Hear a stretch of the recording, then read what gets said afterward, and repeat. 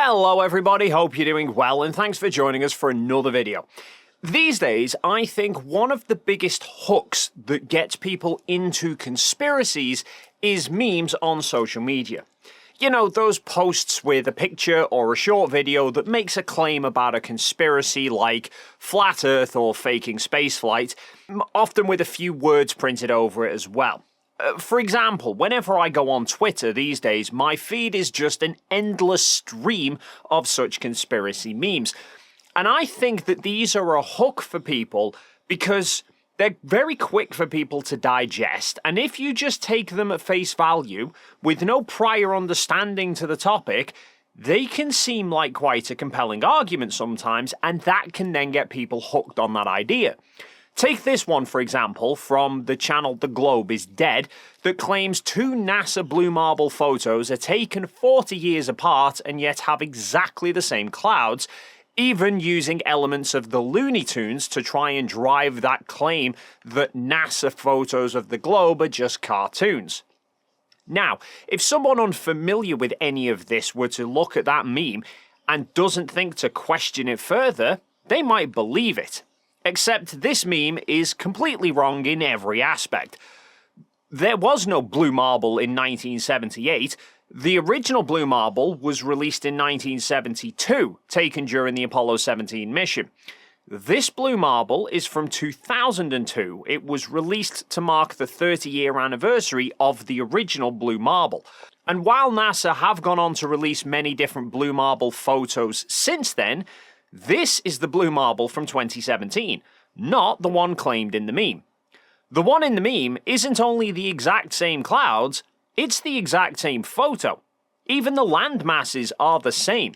Someone has just taken the 2002 blue marble, thrown some colour filters over it to make it look a bit different, and then blatantly lied about what dates they were taken. Now, I know some people will say that Twitter users like Globe is Dead and some of the others that I'll be covering are just trolls, that they don't really believe that the Earth is flat. They're just making these posts to try and get engagement. I even had some people saying the same thing about the video I did recently with someone claiming that a World War II monument in Russia was actually built by ancient giants. Now, maybe they are just trolls looking for engagement, or maybe they genuinely believe what they're saying. I don't know. What I do know is that either way, there are plenty of people liking and sharing these posts. So even if the original posters don't believe it, it seems some people do and are unknowingly helping to spread false information and lies, which is something that I like to combat. Just like today's sponsor, Ground News. When you take information from just a single source, it's hard to know if you're being spun a yarn or not. So Ground News collects news articles from outlets all around the world and brings them together in one convenient location. They use multiple independent news monitoring services to help provide breakdowns of each article. For example, we've just seen the big incident with Starship 36 exploding on the test stand. Currently, there are more than 500 articles about that incident. Ground News have given us not only an extensive breakdown of the political bias of each of these sources, but also rated them based on factuality. In this case, the majority of articles are rated either high or very high. They even give a conclusive breakdown about who owns these sources. So you can see, are the sources independent outlets, government funded, or part of media conglomerates. And you can filter the articles by any of these criteria and then click straight through to that original article to read it in full. So they're simply presenting all of the information so that you can make your own informed conclusions. If that's the kind of news you want, then visit my link groundnews.com/DaveM to get 40% off the Unlimited Vantage plan that I am currently using. Now, another meme from Globe is Dead, which I've seen shared around a lot, is this one, arguing that space can't exist because the vacuum of space would suck the atmosphere away from Earth, and that we would then therefore need a barrier to stop it, like how the hull of a submarine stops high pressure from outside moving into the low pressure area inside. Now, firstly, that meme completely butchers what a vacuum is because it's not negative pressure. You can't have negative pressure. A vacuum is the absence of matter. If you reduce the amount of air, you reduce the air pressure. Zero air equals zero pressure. To get a negative pressure, you would need a negative amount of air, which is physically impossible. But for this idea that a barrier is required, the globe is not like this meme. It does not have an atmosphere that suddenly stops and then bam, vacuum. There's not some sudden transition from 14.7 psi to 0 psi. But all the examples that flat earthers like to pull at trying to claim a container is required, like challenging you to show a vacuum chamber with no lid on, are examples where you have a big pressure difference very close together. Like a vacuum chamber will have more than a 14 psi difference spaced only a centimeter apart. The submarine will have hundreds or potentially thousands of psi difference with only a few centimeters spacing them out. The globe doesn't. The globe spreads that 14 psi pressure difference across dozens of miles, and in reality there's no such thing as a perfect vacuum anyway. Space is only a near perfect vacuum. It's a region of very, very, very low pressure, next to which is only slightly higher pressure, which itself is next to even slightly higher pressure, and so on, which you don't need a barrier to have, as evident by the fact that you can stand at sea level and then go and climb up a mountain, the air pressure will drop, and yet you have no barriers separating it. I mean, there's no barrier between the atmosphere and the ocean, and yet the sea is not trying to escape into the sky. If the atmosphere needed a barrier, it would be because it was actually trying to escape, which would mean the air would be actively pushing up into the lower pressure above, which would cause the air pressure to equalize and be the same at all altitudes. Now, I have heard some flat earthers say that the reason we have a pressure gradient is because the air is produced by trees at ground level, so that creates a higher pressure lower down.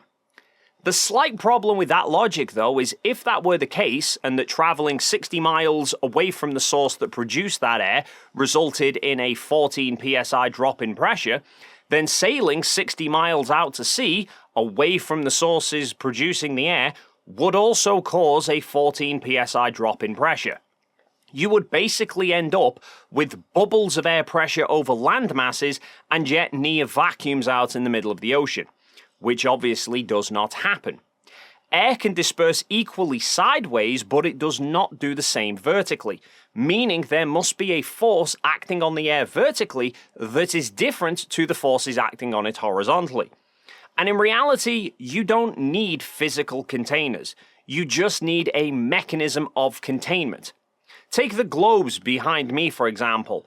One has dropped to the surface, but the other is hovering without any physical container. But it does have a force acting on it, keeping it contained. If I remove that force, then it would no longer be contained. Just like how the air on a globe is contained by the force of gravity.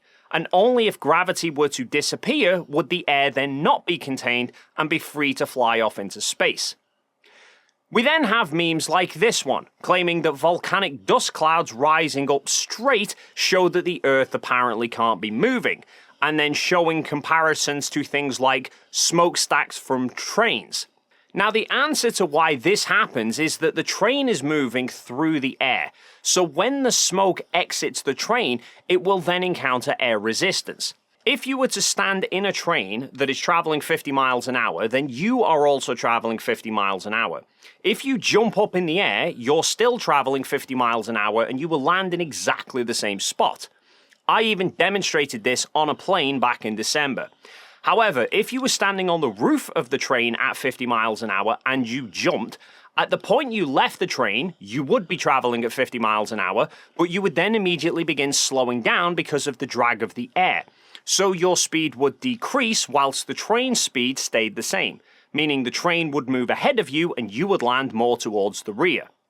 However, if you were standing on a train at 50 miles an hour and there was a 50 mile an hour tailwind, then whilst all the people around you on the ground would be experiencing some very strong winds, to you on the train it would feel very calm. And when you jumped up, you would then not be slowed down because the air is moving with you. Or if the train were in a giant vacuum chamber, then there would also be no air resistance either. Now, consider the smokestack of the train in that vacuum chamber. It wouldn't bend backwards because there's no air resistance, it would rise straight up, moving at the same speed as the train. Same thing happens with the globe. Kind of like how in the previous meme example I talked about some flat earthers saying that because air is produced by the trees on the ground, then the air is more concentrated lower down. Well, on the globe, the trees grow out of the ground. So the tree is traveling at the same speed as the globe from the very beginning of its existence, so the air that they produce will also be traveling at the same speed as the globe. Next, we have this one from Flat Earth Library, showing the Atlas Mountains in Africa, viewed from Spain, saying that at 175 miles away, there should be over 20,000 feet obscured. I love ones like this, because sure, the Atlas Mountains reach more than 4,000 meters in height, which is about 13,000 feet. So, based on 8 inches per mile squared, that would mean the mountains should be about 7,000 feet or 2,000 meters below the horizon. But that maths is only when you're observing from 0 centimeters above sea level. The observer location that they even highlight in this meme has an elevation of 2,400 meters, or nearly 8,000 feet. And from that height, without even accounting for an atmosphere, there would be only 894 meters obscured of the 4,000 meter high mountain range. It's strange that they always have to show long distance photos that are taken of really high places, shot from other really high places. For some reason, I have never seen them show a shot from somebody standing on the coastline of the Mediterranean looking at the opposite coastline. Now, another one from Globe is Dead, this time going after the space shuttle, showing the top speeds of a MiG-25, SR-71 and YF-12 are all about 2,500 miles an hour. The X-15 could do over 5,000 miles an hour, versus the space shuttle being able to do 17,500 miles an hour, and basically driving the meme at how aerodynamic the planes have to be in order to achieve those speeds, whereas the shuttle doesn't look as aerodynamic and yet was able to go multiple times faster. Now, the clue with this one is very much in the word aerodynamic. As the meme points out, those planes needed very minimal air resistance in order to achieve those sorts of speeds. Except the space shuttle was in space, where even the Empire State Building flying sideways would have minimal drag because there's next to no air up there. Those planes can only achieve those sorts of top speeds when they reach very high altitudes because the air is thinner. The MiG, the YF, and the SR-71 all had ceilings of around 80 to 85,000 feet in order to achieve those 2,500 mile an hour top speeds. The X-15 hit 5,140 miles an hour, flying at 103,000 feet. And in some of the flights, when they flew near vertical, they managed to breach the Kármán line, reaching up to 67 miles, or 354,000 feet, which is officially making it to space. Now, there are two factors at play when it comes to top speed. Air resistance is one, but power is another. You can overcome drag with more power. The MiG-25 had about 220,000 newtons of thrust. The X-15 had 250,000 newtons. The SR-71 had about 300,000 newtons. The Space Shuttle, by comparison, had 30 million newtons at launch. If you look at the launch telemetry of the Space Shuttle, you can see that during the early phase of the launch, it doesn't come close to its top speed. By the time it reached 85,000 feet, which is where the MiG and the SR-71 could reach, the shuttle wasn't going as fast as they were. It only reached just under 2,000 miles an hour. If you go minute by minute, the first 60 seconds of a shuttle launch, the speed increased from 0 to 1,000 miles an hour. In the second minute, it increased from 1,000 to 3,000 miles an hour, so a 2,000 mile an hour increase in the same 1 minute period. Just after this point is when the solid rocket boosters detached and the thrust levels for the shuttle dropped from 30 million newtons down to 6.8 million newtons from its 3 orbiter engines. But by this point, it was already at 200,000 feet, where there was very little air resistance. These engines continued to burn for another 6 minutes to take the shuttle up only another 150,000 feet, but increased its speed to 17,000 miles an hour.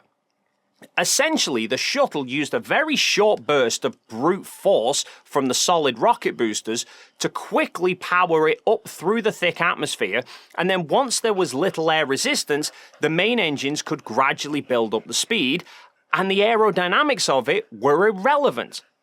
Next we have this one from Ted Logan, asking, quote, "Remember that day when the entire Earth was covered in clouds? Yeah, me neither," end quote.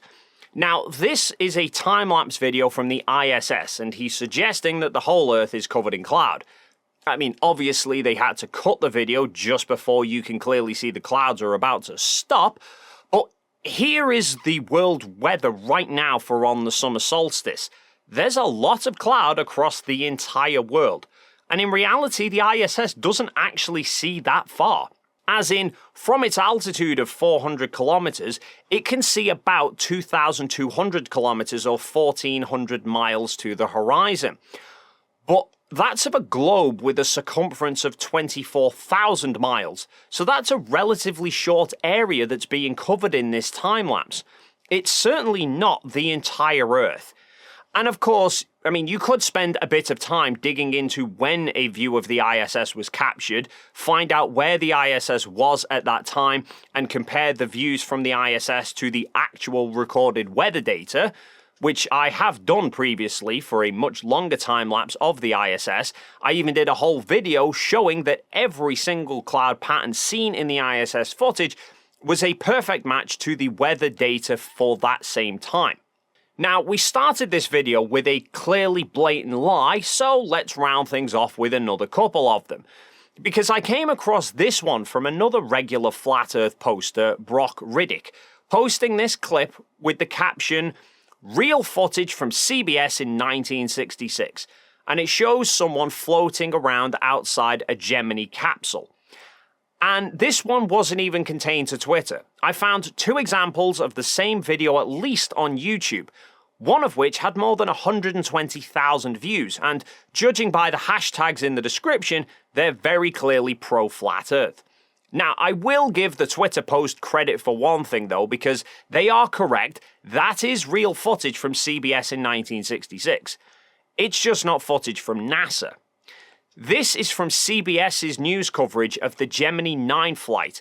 That flight included Gene Cernan conducting a spacewalk. Now, CBS did extensive coverage of pretty much all the space missions through the Gemini and Apollo programs, but there were often only limited periods of live TV coverage that were being broadcast from the spacecraft. So news outlets would often need to show recreations to fill in the rest. For example, during the Apollo 11 powered descent, there was no live TV coverage from the spacecraft. So instead, they showed a fairly rudimental animation. But for more complicated scenes, they would often have people in news studios acting it out to show people what was meant to be going on, which is what CBS were doing here. If you look at the beginning of the news coverage, you can not only see that Gemini mock-up and the turntable right behind Walter Cronkite, but he literally turns around to talk to the 2 people who are inside it about to do the recreation. And back there in the spacecraft behind me, perhaps they can tell us what the indications are, Dave and Bob, that we have that shroud may have been dropped. Well, Walter, I plan to collect several cups of coffee over Bob's assurances here that that shroud was going to be off, and But how you know that this one stemmed from a blatant liar is that if you watch CBS's extensive recreation of Cernan's spacewalk, you can see that they regularly plaster in big letters across the screen that it is clearly a simulation that they're showing. And yet, the very small section of this broadcast that's being clipped out and used is the few seconds in between them showing that disclaimer. And finally, a common type of post that you'll see is one along the lines of this. There are many variations of it, but it will show a shot from a high-altitude balloon and claim it's a fisheye lens that's producing the Earth curvature, and then show another image with a perfectly straight horizon and claim that that is reality. Except what you'll notice is that the stated fisheye images will often include something in the foreground, like part of the balloon structure, where there should be a straight line but it's actually curving. So that gives you a very clear reference that there is a fisheye lens that's being used. But the images with the straight horizon never have anything like that. Now, in Photoshop, there's tools that can de-warp images to straighten out fisheye lenses. And they're not just tools that automatically guess what lines should be straight. There's actually a tool where you can literally draw a path along part of the image that you know is meant to be straight, and Photoshop will de-warp the image to make that bit straight. So if you apply that correction to the horizon, you'll get a flat horizon.